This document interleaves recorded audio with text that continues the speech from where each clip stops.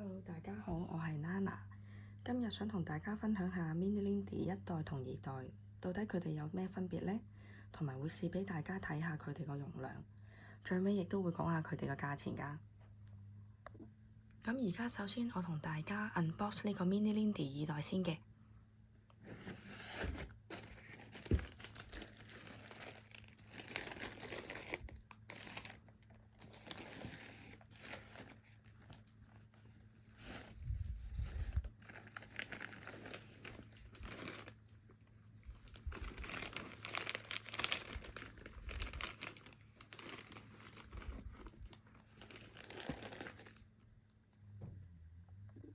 我哋而家一齊睇下 Mini Lindy 一代同二代到底喺外觀上同尺寸上有咩分別先啦。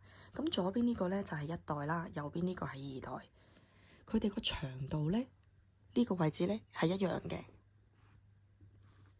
呢個位置係19cm，而高度呢，一代呢個位置呢係13cm，二代係14cm，係足足高咗1cm嘅。而側邊個闊度呢，大家都係一樣嘅，呢個位置，咁就係9.5cm 啦。咁其實比較多姊妹呢係 concern 佢個長度，咁我覺得呢，其實最大分別就係個長度。一代呢一條呢有100cm 啦，而二代呢條呢係短咗8cm，得92cm，所以其實身形比較嬌小嘅姊妹呢就會比較適合啦。二代。咁我哋而家一齊睇下佢哋嘅形狀啦。其實佢哋個形狀呢大致上係一樣嘅。咁我哋睇下裏邊啦。裏邊其實都係一樣嘅，佢係左邊啦同右邊呢都有一個袋仔啦。咁出邊呢亦都係有個袋仔啦，兩邊都有嘅。而呢個設計都係一樣嘅，裏邊有個內袋啦，出邊呢個位置啦，所以其實基本上個形狀係一樣嘅。好啦，咁我哋而家一齊嚟睇下一代嘅容量先啦。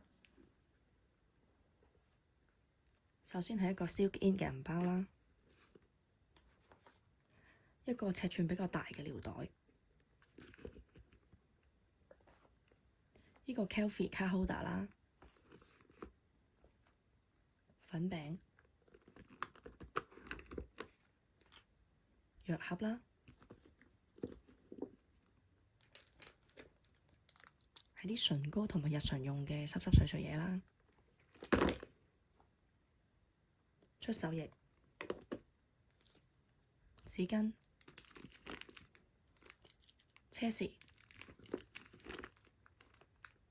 同埋太陽眼鏡都擺得入嘅。其實你睇到呢，佢擺完之後呢，都仲有少少位剩嘅。不過我就唔中意擠到個枱咁滿啦，咁所以其實我咁樣擺到8、9成滿呢，我就覺得差唔多啦。同埋佢呢個袋呢，長銀包其實係擺唔入㗎，咁所以呢，如果用呢個袋呢，就要用短銀包啦。咁我哋而家睇下二代嘅容量啦。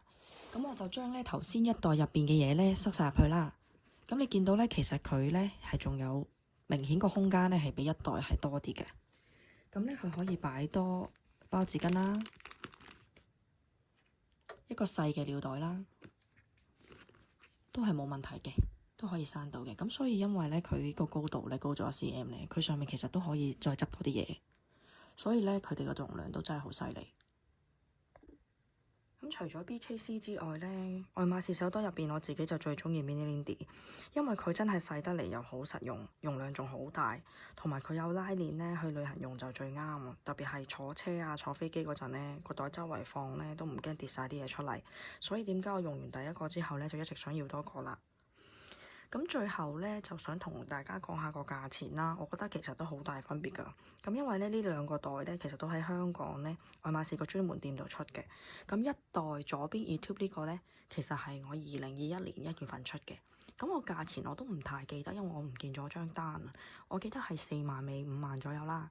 咁而二代右邊 Nata 呢個呢，係今年2025年2月出嘅。